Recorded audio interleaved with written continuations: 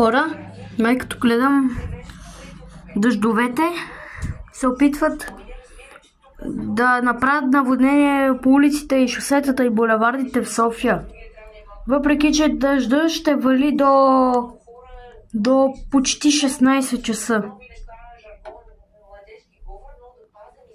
Опазете се живи!